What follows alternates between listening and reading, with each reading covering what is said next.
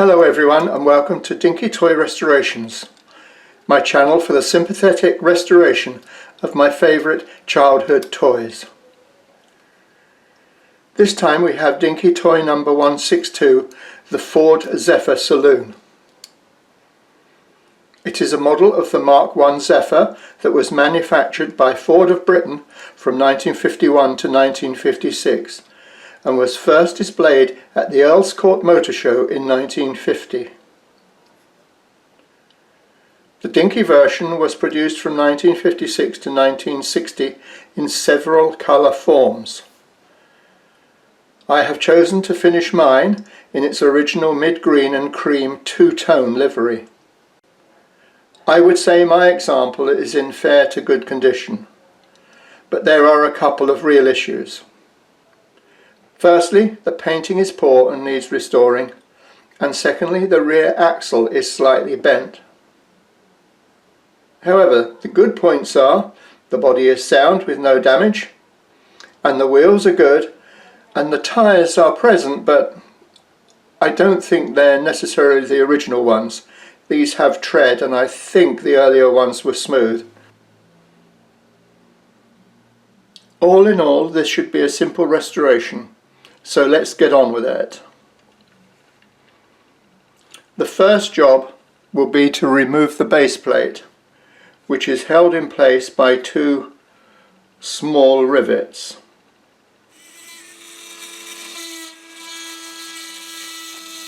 I will use a 2mm drill to drill through the rivet and into the post.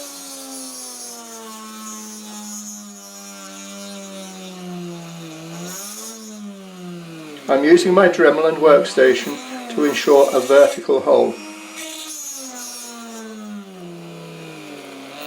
I drill deep into the body post using the centre hole in the rivet to guide the drill.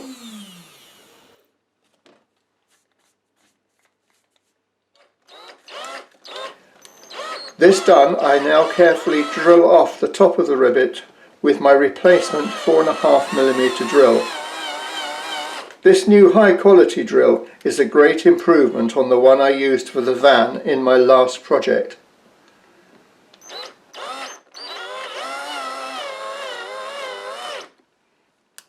With the rivets drilled out, I can go ahead and remove the base plate.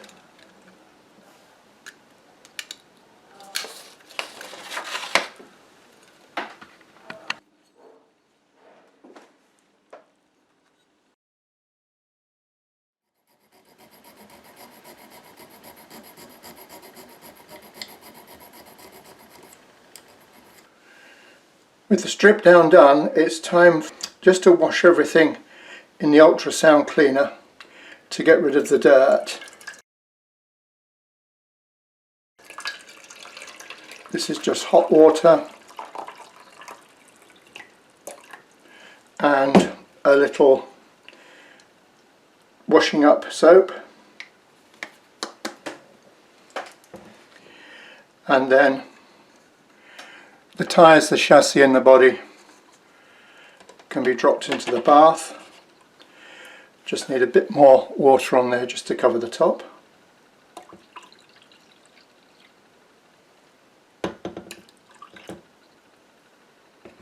I'll just start it up. This one hasn't got a timer, it just works for 3 minutes.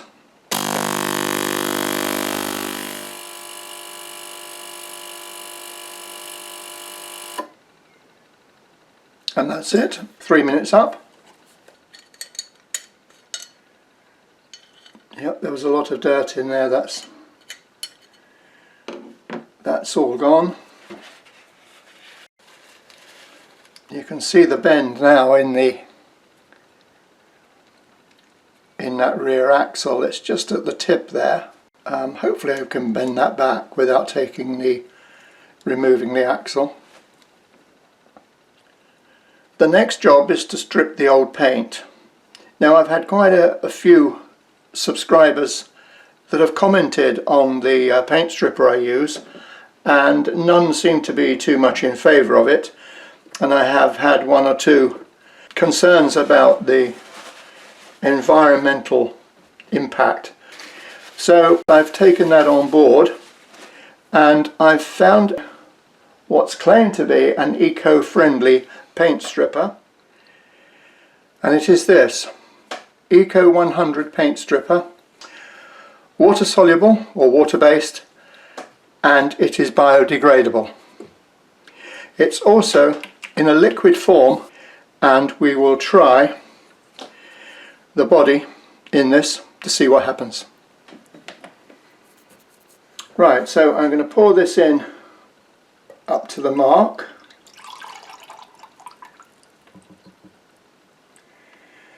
I hope I can reuse this.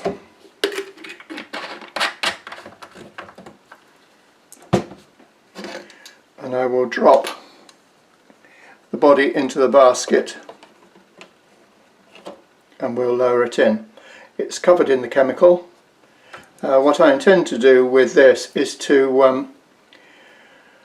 when it's finished, is to tip it into a container through a sieve to get rid of any paint particles, and then see if I can reuse it. Anyway, this is very much an experiment, so let's close the lid and give it the first 3 minutes.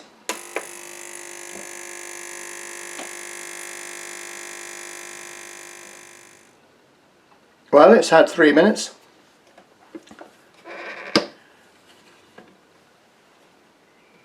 Yes, there are definite signs that the paint is stripping and peeling after just 3 minutes in the bath, so that's encouraging.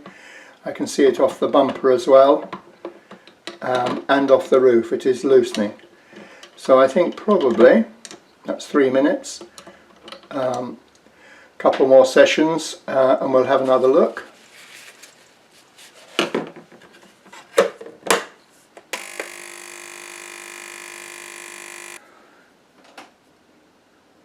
Okay, it's now had 2 extra sessions, which is 9 minutes in total. So there's definitely some strong stripping activity gone on. I'll lift that out gently, but I'm going to put this in some clean water and see how much of this comes off at this stage. So I'm just going to raise it up. I don't know whether you can see all the loose paint on there. Very impressed with that result. I'll just hold it on and there and see how loose this paint is. Well, that's really impressive actually.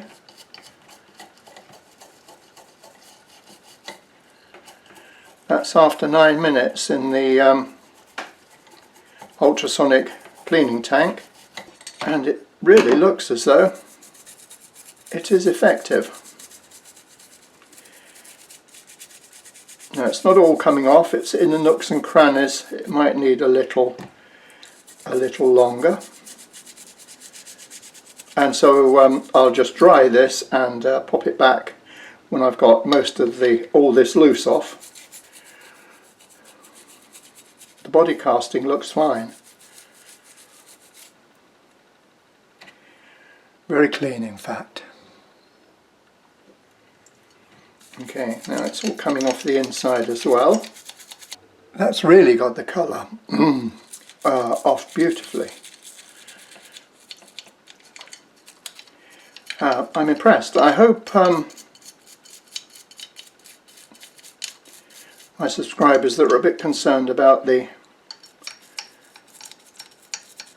stronger, more polluting chemicals, I hope they feel a bit reassured with this Eco 100 paint stripper.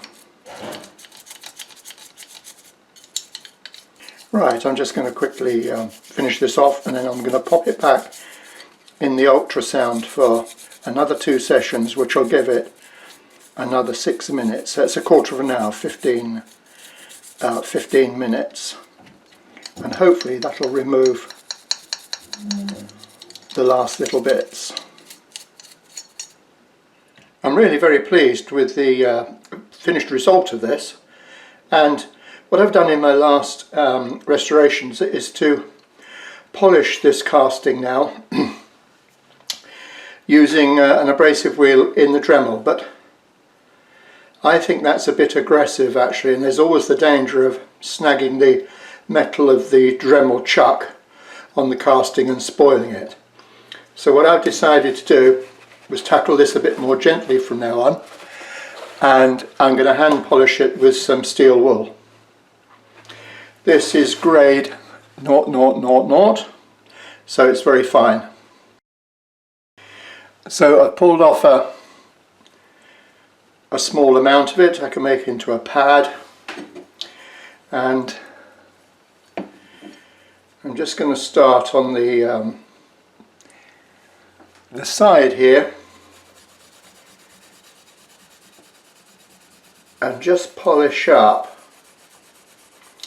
the casting and reduce the look of the oxidization, I think.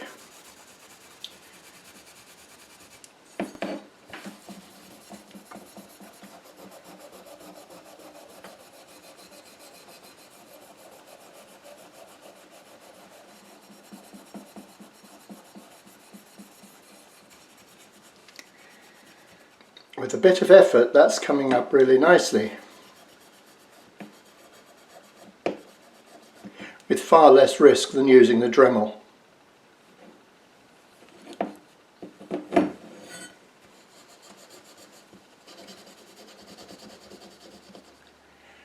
Before I get to the primer though, I'm going to apply some paint stripper to the hubs of the wheels. I don't want to take them off the chassis, so I'm just going to apply it to the outside edge, and I'm going to use the old gel primer I used before and just apply it with a brush to the outside of the wheels.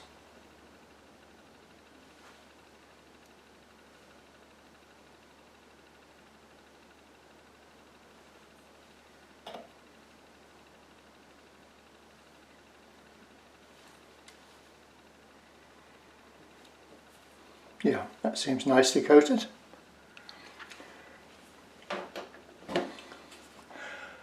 So I'll just hold it in a grip so that I can set it aside to dry.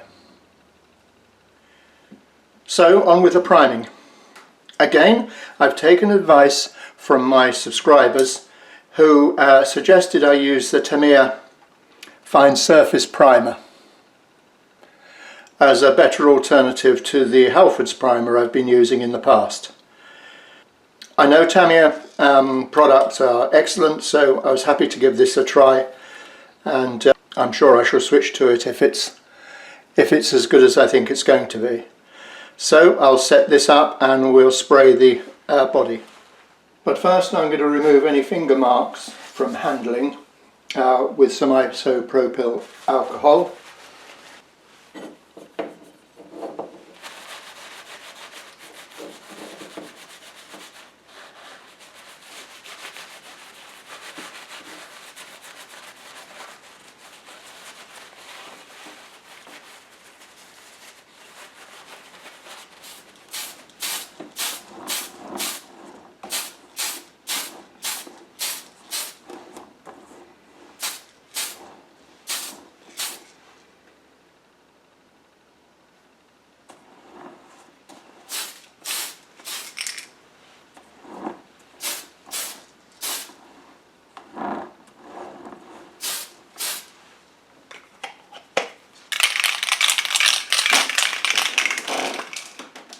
The paint stripper has done its job on the wheels, and I'll just remove the paint with this small wire brush.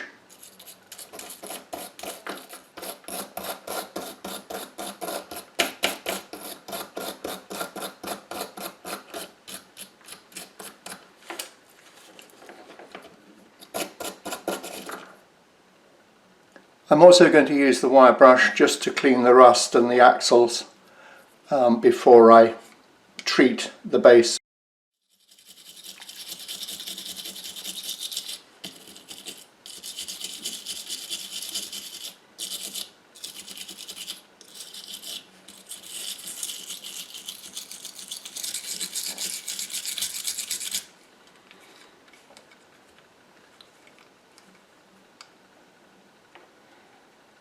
There's a little bit of straightening needed on the edge of the base plates here, and I want to make sure that the base is flat all the way to the back, because it'll affect the height of the wheels in the arches. So just a pair of pliers and just make sure that's all straight and true along there, and this curve here, that's just pinch it. This curve here, just pinch it with the pliers and just gently try and straighten that with a twist. That's better. Once I've prepared the base, I've given it a good wash and thoroughly dried it, and now I'm going to apply some Johnson's Clear to seal the base plate and protect it from further rusting. I'll do this on both sides. As you know, I use Johnson's Clear, but any clear varnish will do. This is an acrylic floor polish really, but it works very well.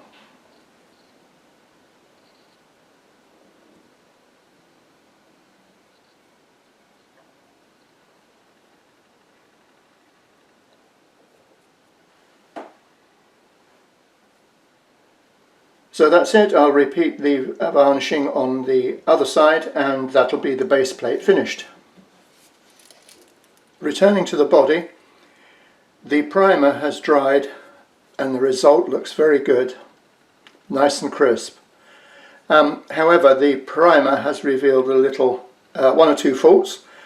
There is some flash still on the inside of the doorpost there. And I'll just dress this with a small file.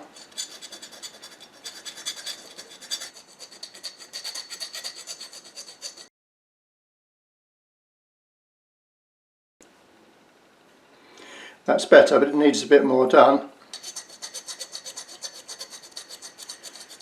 So that's it. I'll do a little bit of filling around the body in one or two places. It'll just need sanding down a little bit, and then I can reapply the primer. Now for the little bit of filling, I'm going to use Squadron Products white putty. Just take a small amount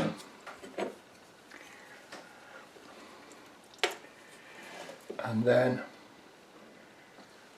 just going to put it where the minor damage shows. Noticeable around the top of the roof, like the sort of corner edges there.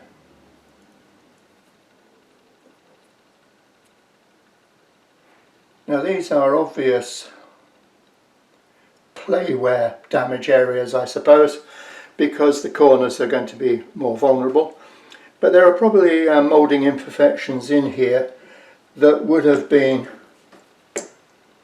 part of the original casting, because the finish on these early Dinkies was attractive, but it was not perfection. So some of my subscribers, I know, seem to me only to be satisfied if the thing looks super slick, but they weren't super slick back in the day.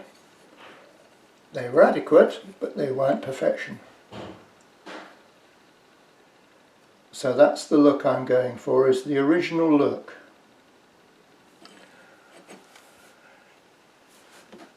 Once the filler has dried, I'm just going to sand it back with one of my sanding sticks. These are just made from coffee stirrers with some various grades of emery paper or wet and dry paper stuck on here and then trimmed to fit, and then I mark the grade on the back.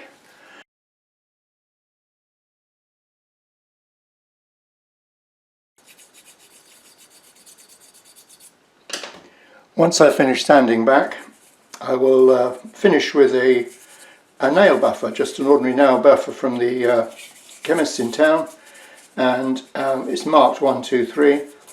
So I just go over this and make sure there's going to be no ridges left by the edges of the filler, and it just makes sure everything is going to be smooth.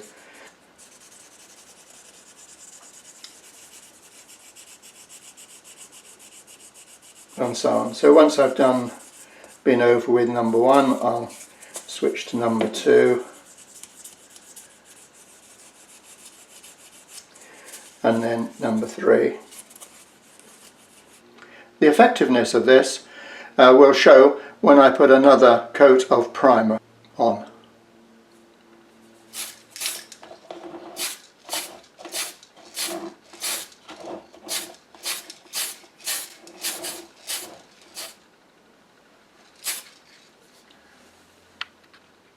I've let the primer dry for 24 hours, so I'm ready to paint. This time I'm going to try some of the Dinky matched paints that are available from a guy called Steve Flowers, and they're sold by modelsupplies.co.uk. That's the website, modelsupplies.co.uk. They come in 50ml bottles, and so I think they're good value for money actually. And the 3 colours I'm going to use for the Zephyr are number 18, a sand cream, that's for the body colour. For the lower part of the body I'm using number 28p green, and for the wheels I've got some number 62 light stone. These paints need to be thinned with cellulose thinners, so that's the first thing I'm going to do, because I need to airbrush this and I need to thin them 50% thinner, 50% paint. So I'm going to mix 6 millilitres of this, and for the mixing I'm going to use this small glass beaker which has a level indicator up to 10 millilitres. So for 6 I'm going to put 3 millilitres of thinner and 3 millilitres of paint. So the easiest way to do that is to use a glass pipette, because it's cellulose paint, and I'm going to fill this up to 3 millilitres, and then I'll top it up to 6 millilitres with the paint from the bottle.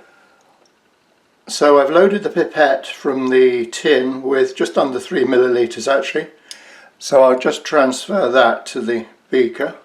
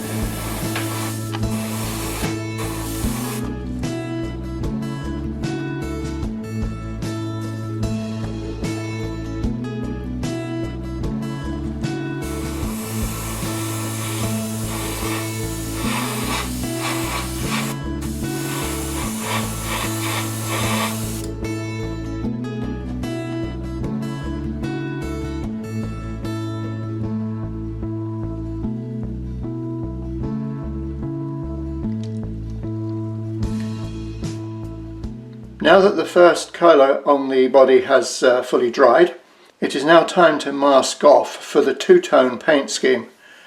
And I have a clear line along here to follow, so I'm going to mask this up.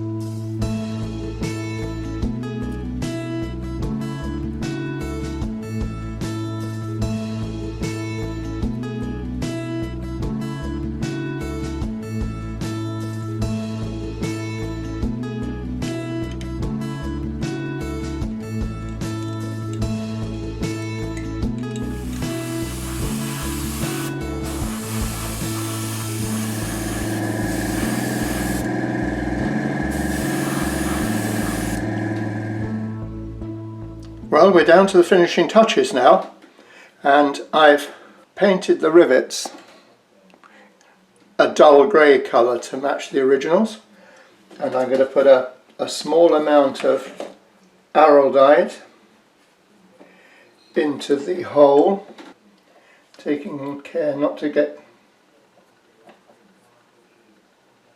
the glue on the base plate.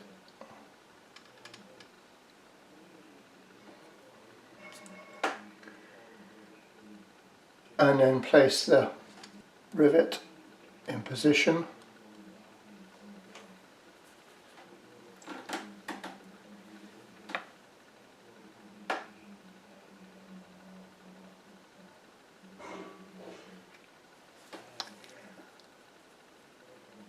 And we'll let that dry. I think the patina on this looks fine, and it reflects the age and the play value this toy has given somebody over the years. You'll notice also I fitted the smooth tyres. I looked at many photo images of mint Ford Zephyrs, and I think these were the standard on early Dinkies, but I'm never quite sure of the sort of crossover dates. But there we are. I think it looks nicer with the smooth tyres fitted.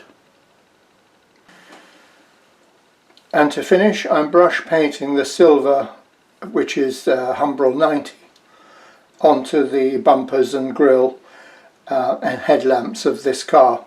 Looking again at the photographs of mint examples, there seems to be some variance in the amount of finish that was put on this, so I'm just going to base mine on what the original one of mine looked like. And that's it. This restoration is finished. I would like to thank all my subscribers who have made constructive suggestions.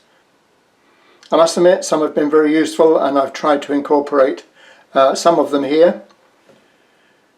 I have listened to all your suggestions and tried to reply to as many of you as I can. Although I have had different ways suggested, and I understand them and I thank you for them, I'm going to stick with the way I have traditionally done a lot of these things. So that's it for this video. I hope you've liked it. If you've just found the channel, please subscribe. There will be more Dinky Toy restorations on the way. So until then, thanks for watching. Bye for now.